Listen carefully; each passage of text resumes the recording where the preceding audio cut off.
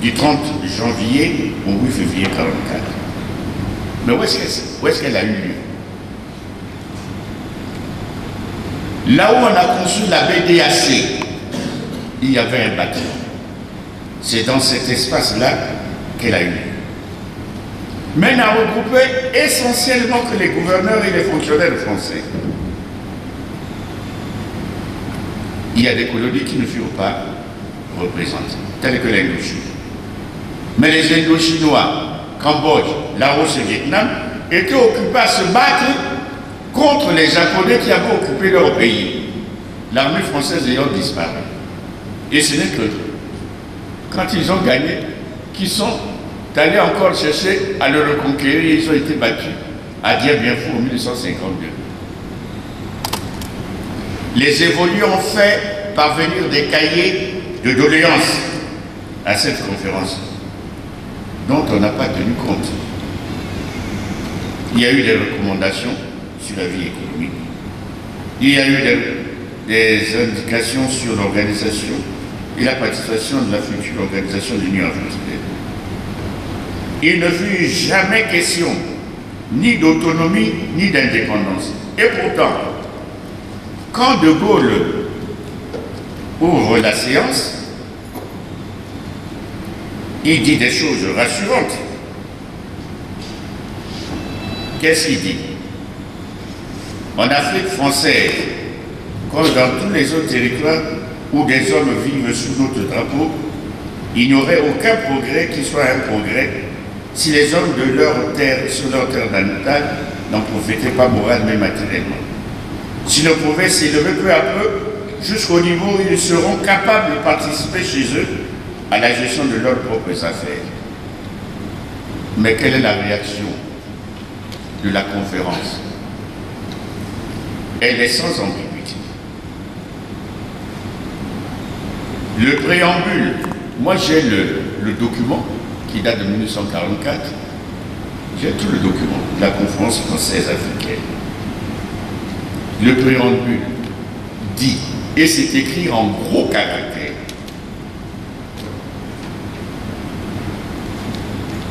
les fins de l'œuvre de la colonisation accomplie par la France dans les colonies écartent toute idée d'autonomie, toute possibilité d'évolution hors du bloc français de l'Empire. La constitution éventuelle, même lointaine d'un self-government dans les colonies, est à écarter. La légende sur Brazzaville, qui était le point de départ de la décolonisation, est fausse.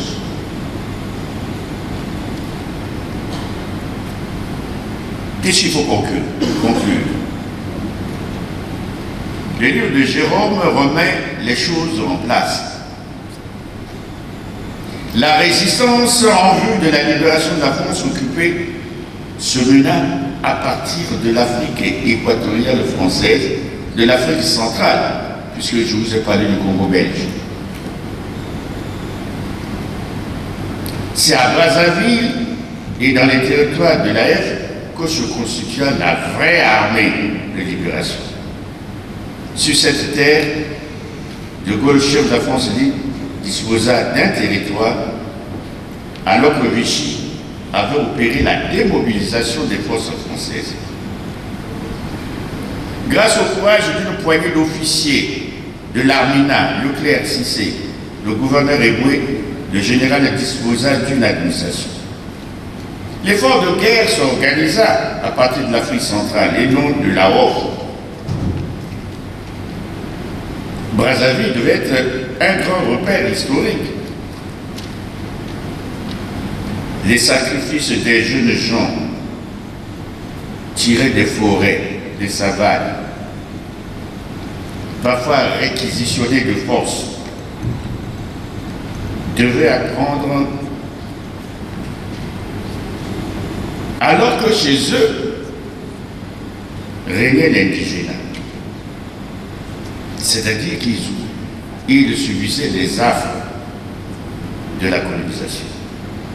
Il ne faut pas oublier qu'à cette période-là, c'est l'affaire Matsoua, c'est l'affaire des 3 francs. L'histoire que devaient apprendre nos enfants et petits-enfants, c'est celle-là.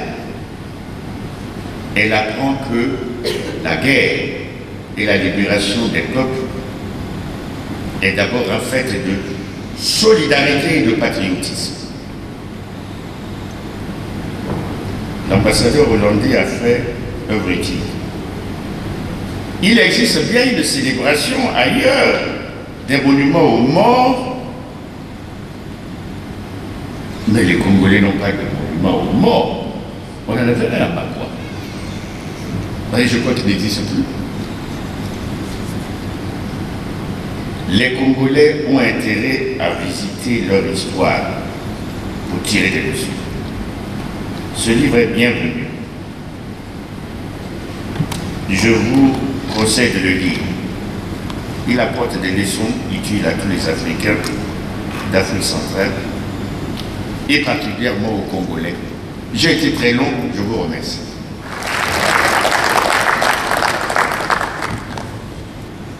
Ce n'est pas par hasard que la deuxième fois, et surtout pour ce livre, que je l'ai invité à cette modération, parce que, comme il a dit au début, cet ouvrage est paru pour la première fois en 1981. J'étais dans le premier moment de plume, et ça s'est fait avec la participation d'une maison que lui a dirigée, qui s'appelait l'Office des librairies populaires, qui est tombé en faillite, pas sous lui. Moi, j'étais plus là. Il n'était plus là. Bon. Mais ce qu'il faut dire, c'est que ce livre est resté là-bas. Et puis, les dépouilles de la librairie populaire ont été ventilées aux quatre vents. Donc, du livre, je n'ai jamais touché, même de quoi acheter une primus.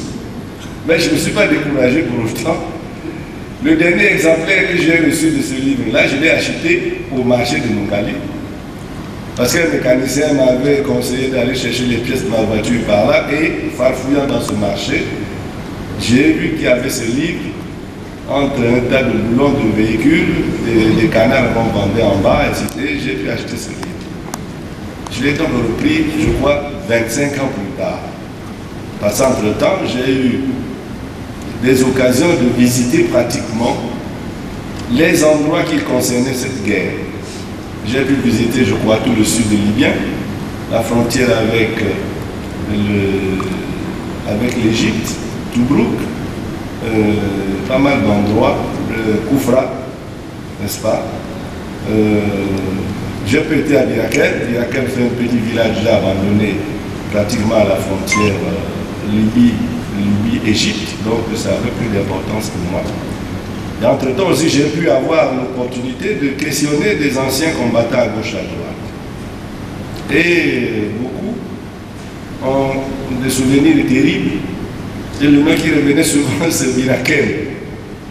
Birakel est resté dans l'idée des anciens combattants que j'ai pu interroger aussi bien à Bangui qu'à N'Djamena et même ici, un nom terrible. Et là-dessus aussi, il y a toujours ce débat entre historiens, parce qu'à Birakel, il me semble que la petite querelle entre les officiers, notamment entre de l'Armina et le général Pierre Koenig, a amené à cette catastrophe. Dans les livres français, on présente ça comme un moment héroïque, mais je crois que c'était beaucoup plus une catastrophe, n'est-ce pas? Je crois que c'est le problème un peu des guerres, hein, depuis qu'elles existent. Lorsque les gens qui sont à la tête de ces guerres-là ne s'entendent pas, souvent on amène les gens à la boucherie. C'est ce qui s'est présenté justement à Birakel. Sur les guerres, sur la marche,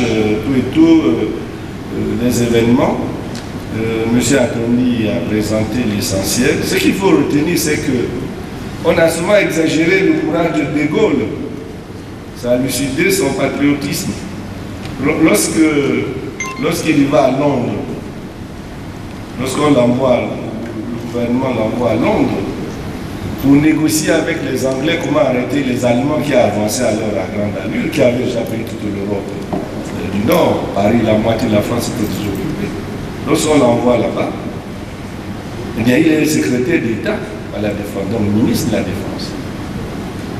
Et quand il apprend que Pétain vient de signer l'armistice, il s'est dit non, je ne peux pas accepter ça. Mais ce n'est pas tant parce qu'il était courageux, parce qu'il était lui-même encouragé par le nombre de Français qui avaient été faire les batailles dans l'Europe du Nord, en Hollande, en Belgique, dans le nord de la France. Tout ce monde balayé par les troupes allemandes, donc tout se fuit en Angleterre. Et c'était près de plus de 150 000 soldats. Et c'est sur cette base-là que De Gaulle, encouragé, lance son appel le 18 juin. Il dit, venez, son appel le 18 juin ne s'adresse pas aux Français, contrairement à une légende,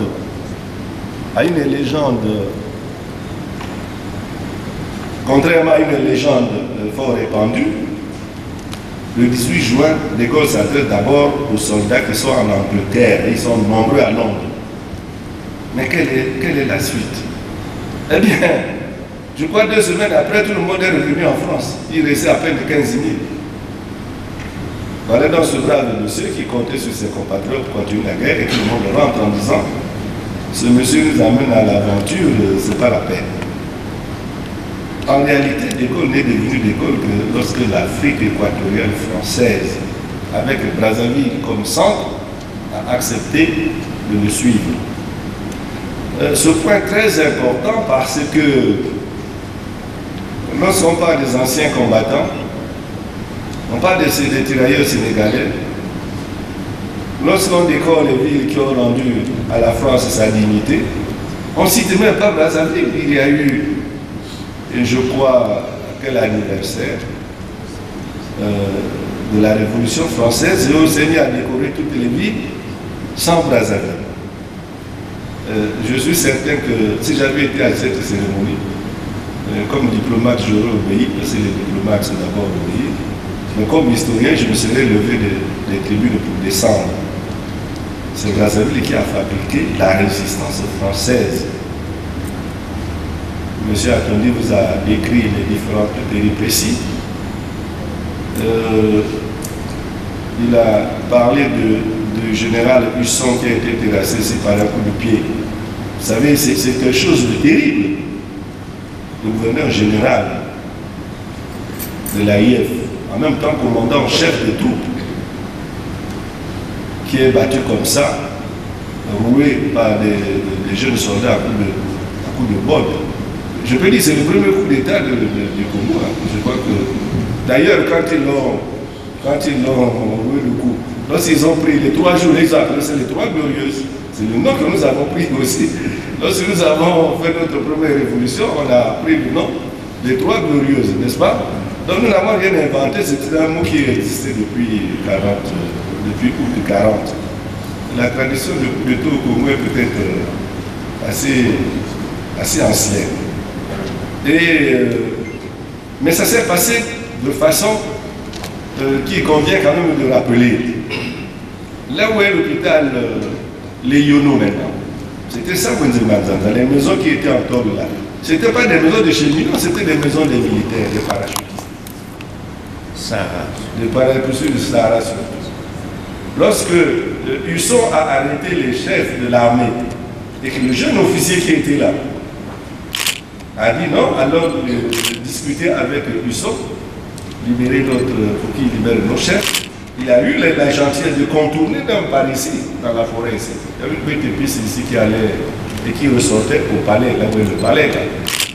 Mais lorsque Husson sort de son bureau et qu'il trouve ce jeune homme-là, on lui dit, il y a le lieutenant Coubre qui est là, Roger qui est là avec les militaires africains de Sahara. Lui, il sort un peu fâché. Parce que ce jeune lieutenant était le fils d'un de ses compagnons de promotion. Et quand il rentre, il voit ce jeune à la tête, il se dit, mais c'est pas possible. Et il demande à ces gens d'arrêter le jeune officier. Alors, est-ce que le Sahara avait bien compris? Est-ce que le Sahara a mal compris? Il n'a pas arrêté son officier, eh bien il a plutôt arrêté le général, et il a soulevé, il a plaqué par terre et puis il s'est mis à lui botter à coup de bottine. Ça c'est quelque chose, quand on en parle, j'ai été un colloque d'historien à Paris, les gens avaient de la peine à me croire, j'ai dit mais c'est ça, consulter les archives. N'est-ce pas? C'est donc quelque chose de formidable, ce signe-là. Mais pour ce qui est des faits de guerre, oui, il faut reconnaître que ce sont les troupes parties de la guerre qui ont permis aux Alliés de tenir, notamment aux Anglais, de tenir les positions de la Cyrénaïque, c'est-à-dire toute la zone de Benghazi. Parce que nous on parle quand même de Brazzaville, dans des petits bateaux, on traverse tout le Tchad. Ce sont des Centrafricains, des Tchadiens, des Camerounais, des Gabonais qui ont rejoint plus tard, qui ont fait cette marche, traverser le Faisan. Le Faisan, c'est le sud de Libye. C'est quelque chose de terrible quand on était là-bas. Le désert. C'est un désert incroyable. Nous avons des jeunes Congolais qui ont fait cette aventure-là, ceux qui veulent aller en France par tous les moyens. Qui ont pris le bateau ici, Bangui, de Bangui, camion jusqu'à N'Djamena, de N'Djamena, ils ont fait le truc. J'ai rencontré quelques-uns à Tripoli, dont une jeune fille qui habitait à la rue Mabiro avec son bébé, parce qu'il a fait le bébé après là-bas. Il fallait la ramener dans là. Mais quand ils vous décrivent la traversée de N'Djamena pour arriver à Seba, et de Seba, arriver à Tripoli, mais c'est terrible comme aventure. Eh bien, nos gens ont fait cela à pied, près de 1500 km, pour aller prendre l'oasis de Koufa. Et de là, avec des équipements, n'est-ce pas, avec des voitures qui n'étaient pas les BKR d'aujourd'hui. Donc ils ont réussi vraiment cette œuvre. Donc c'est dire le poids que nous avons pris dans cette guerre-là. En fait, tous ces faits sont connus, les faits politiques sont connus, avec ce fameux mythe de la conférence de Brazzaville qui nous aurait été le point de départ de l'indépendance. La conférence de Brazzaville n'avait rien à voir avec notre indépendance, c'était bien au contraire une conférence pour mieux renforcer la colonisation et voir comment arranger les choses après. Mais en fait, les choses ont pris une tournure et nous allons aujourd'hui indépendants. Mais ce qui n'apparaît pas très nettement dans l'historiographie que nous avons servi au public depuis, et je suis de ceux qui l'ont servi aussi, c'est ce qu'on appelle l'effort de guerre des populations. On oublie que l'effort de guerre des populations était considérable. On est retourné avec la Deuxième Guerre mondiale à la récolte du caoutchouc qui avait fait tant de mal à notre population, abandonnée depuis les années 29. Mais en 40-41, on a renvoyé nos populations du Congo, du Gabon, aller refaire le caoutchouc.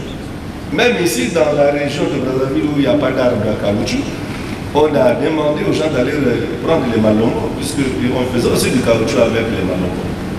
Et ces malongos arrachés dans les plaines ici étaient battus là où se trouve le Vogue, là où était l'ancienne maison d'arrêt de Brazzaville, là où il y a la CNPC, je crois. Toutes ces zones-là étaient la cour pour battre le caoutchouc et extraire le latex pour faire le caoutchouc. Donc on est reparti à ça. Mais beaucoup plus, c'est que De Gaulle, il a un territoire, oui, qui est l'AUF, il a une armée, oui, avec des officiers, et l'armée là. Mais il n'a pas l'argent pour faire fonctionner son affaire.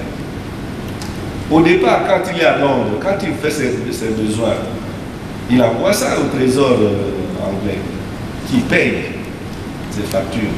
Mais est-ce qu'on peut tenir une guerre comme ça, hein, sur la mendicité comme ça? De Gaulle décide de créer sa propre monnaie. Et ceci est très important. Alors il dit aux Anglais, je vais créer la monnaie. Mais écoutez, tu vas créer avec tes braves soldats, comment tu vas créer la monnaie? Et De Gaulle dit, écoutez, moi je peux garantir cette monnaie avec l'or que je peux trouver en ailleurs. Ce point est capital. Parce que nous sommes allés négocier nos indépendances. Si j'étais à l'époque déjà historien, j'aurais demandé à faire partie de la délégation. Parce que les Anglais acceptent. Tu crées ta monnaie, mais quelle est la garantie? L'argent, jusque-là, est basé sur l'encaisse métallique et sur l'or. C'est la valeur réelle de l'argent. En fait, aujourd'hui, l'argent qu'on a à gauche à droite est basé sur l'économie. En fait, les principes de base de l'argent, c'est l'or. Et De Gaulle gage l'argent de l'AIF. Il dit aux Anglais, l'or qui est en AIF, moi, je mets ça à votre disposition. Et on peut dire que l'argent, le lingot d'or que nous avions ici, le compte de l'AIF, donc le compte du Gabon, le moyen Congo, le Bangui-Chari et le Tchad. De Gaulle a remis tout ça aux Anglais et qui ont en contrepartie reconnu sa monnaie, le franc de la France libre. C'est un peu le départ de ce que nous appelons aujourd'hui le franc CFA. Aujourd'hui, on réduit tout ça à la France-Afrique. Bon, toujours aux rencontres, aux ambassades entre les présidents et les ministres pendant des forums. Au départ, c'est cette histoire-là. Au point que le franc CFA était plus lourd que le franc CFA, que le franc métropolitain. Parce que le franc qui a continué à circuler en Europe, en France, il reposait sur le mien. La France n'avait plus d'économie. C'était des papiers juste à jeter. Le vrai franc a été le franc qui était fabriqué à partir de cette parité que les Anglais ont donnée à l'argent que De Gaulle devait frapper. Le franc de la France d'outre-mer, qui est devenu ensuite la caisse de la France d'outre-mer, en d'autres termes, l'ancêtre de ce que nous appelons aujourd'hui la BAC. Je suis toujours navré lorsqu'on commence l'histoire de la BAC. On raconte l'histoire des ministres des Finances qui ont été gentils, qui ont compris. Et on continue à ne pas connaître, à ne pas partir au départ. Nous sommes toujours frileux pour former notre propre monnaie. De Gaulle l'a compris. L'argent que nous avions ici, que lui il a fait frapper pour soutenir son effort de guerre, était plus lourd que l'argent qui circulait en France. Et je crois qu'il y a des étudiants d'un certain âge qui savent que quand on leur envoyait l'argent d'ici comme bourse, c'était le double du franc métro. Quand vous aviez 30 000 francs, c'est pas qu'on vous envoyait en France. En France, on vous donnait 60. Juste à ce que le même De Gaulle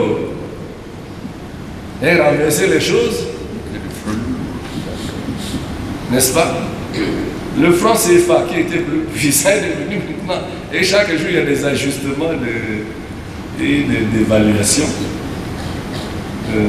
C'est-à-dire que l'histoire, ce n'est pas ce qu'on aurait souhaité. L'histoire, c'est ce qui a existé. Les peurs que nous avons de frapper monnaie sont des peurs d'enfants. Et tant que nous resterons dans ces peurs-là, je ne vois pas trop bien le développement vraiment de l'Afrique centrale. C'est vrai qu'il y a les BAC, les BDAC, les CEMAC. Mais je crois que le point fondamental est celui-là. C'est une bataille, pas d'historien. L'histoire, ce n'est pas le futur, l'histoire, c'est le passé. C'est un peu cet aspect que j'ai voulu soulever dans cet ouvrage. Quant au reste, c'est connu. Les batailles, les trucs, les guerres, ceux qui sont morts, ceux qui allaient voir les livres. Mais cet aspect-là, lorsque nous allons négocier nos indépendances, eh bien cet aspect nous a échappé totalement. Peut-être les gens n'étaient pas au courant. On a tout signé sauf là. En d'autres termes, lorsque nous sommes allés négocier nos dettes avec Paris, ce n'est pas nous qui devons à Paris, c'est Paris qui nous doit de l'argent. Bah, je ne vais pas soulever les montagnes parce que je ne vais pas gâcher la francophonie. Mais c'est eux qui nous donnent l'argent. Ils ont pris notre or. Ils n'ont jamais remboursé ça. Et étant donné que nous étions dans un système de séparation, l'économie de l'AEF était écoutez, des caisses différentes. N'est-ce pas? Chaque fois que la femme nous donnait de l'argent, c'était un prêt. On ne donnait pas de l'argent, c'était un prêt qu'il fallait rembourser. Et c'est ces prêts-là que nous avons accumulés et que nous avons eu aux indépendances. Comme endettement. Et depuis, on envoie des ministres, mes cousins, mes frères, moi je ne critique pas les ministres, ils vont négocier, mais c'est eux qui nous donnent de l'argent. Mais enfin, je crois que n'allons plus chercher des histoires. Il faut seulement savoir que notre or était parti. Il y a des témoignages des gens qui vous disent, ici, des vieux, qu'on a mis pratiquement des gens en ligne depuis la Biao, le trésor. Jusqu'à la gare, oui. Brazzaville. Pour passer les lingots, les mettre directement dans les wagons. Dans les wagons. Enfin bref. Les gens assistaient à ça. C'est un peu ça l'histoire, dire aux gens ce qui s'est passé. Mais je ne suis pas prêt à aller à la bagarre pour retirer ce tort-là. Enfin, c'est quand même notre histoire, il faut le rappeler. Voilà, j'en ai terminé, peut-être que je me mets à votre disposition.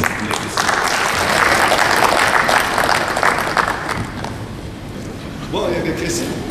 Je crois que je suis tout à fait heureux, et toujours très heureux. D'ailleurs, quand je me retrouve à vos côtés, parce que vous m'avez toujours édifié dans vos écrits, et félicitations d'abord pour le livre. Je l'ai acheté. Je n'ai pas fait comme les autres, quand j'ai attaqué le DG. Je commençais par dire, j'étais tout à fait malheureux de savoir que j'étais le seul à écrire et à acheter moi-même le livre. Et ça, c'est un problème, mais c'est un autre débat. Je voulais savoir, excusez-moi cette ignorance, je ne suis pas historiographe, c'est de savoir pourquoi si loin Brazzaville, pourquoi avoir choisi Brazzaville alors que la déclaration, on la faisait depuis Londres, et puis bon, on enjambe, on vient à Brazzaville. Est-ce que c'est un hasard? Est-ce que vous pensez qu'il y avait un élément détonateur? Puis la deuxième question pour finir, c'est de savoir, est-ce que vous pensez réellement que, je ne dis pas en termes de gain, je ne sais pas si cupide, quand les camarades de la France ne sont pas là, est-ce que cette absence aussi justifie la question? Est-ce que vous pensez qu'on a suffisamment gagné avec Brazzaville, capitale de la France libre, c'est-à-dire que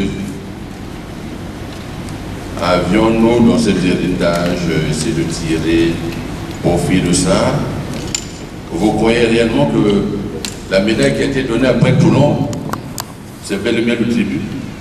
Puisque après Alger, c'est Brazzaville qui a reçu la médaille de la Légion de ce présentement. Et le chancelier ce jour-là, en 2006, d'ailleurs, disait que c'était la reconnaissance, un peu tardive, la France était énervée. Alors pour dire les deux choses, vous pensez réellement que c'est ça, on est déjà payé? Ou bien vous pensez qu'on a encore un gain? Moi, je ne suis pas très diplomatique. Là, je joue le préfectoral. Je vous remercie. Bon, il a tenté, depuis Londres, et quand il a demandé aux autres, en fait, d'aller rallier l'Afrique, il savait que l'Afrique du Nord n'allait pas marcher avec lui. N'est-ce pas? Des considérations politiques et même militaires. Hein? Les Noguès et les autres, et les Darla, n'attendaient pas à se mettre sous les ordres de Gaulle, qui était un officier général, comme vous l'avez nommé. Au début de la guerre, tout au début, il est colonel, c'est à peine qu'il est général de brigade. Et vous avez les Darla et les consorts, ils n'entendaient pas se mettre sous ses ordres. Et surtout, lorsque, en juillet, lui il fait sa déclaration le 18 juin, début juillet, il y a cette histoire terrible où la marine britannique coule à Toulon presque tous les bateaux français. Les mers étaient liées. C'était terrible pour la France. Et voilà De Gaulle qui se dit l'ami des Anglais. alors que la marine britannique vient de couler pratiquement tous les bateaux français. Parce que le Churchill, par sadisme, juste à présent, n'arrive pas à savoir les motifs. Il y en a qui disent oui, il faisait ça pour... Mais en fait, la raison officielle était qu'il avait peur que la flotte française tombe aux mains des Allemands. Comme ils s'approchaient de Paris, ils avaient occupé Paris, les Allemands. Et qu'ils fassent sur Toulon, ils prendraient cette flotte-là, alors ce serait terrible pour l'Angleterre.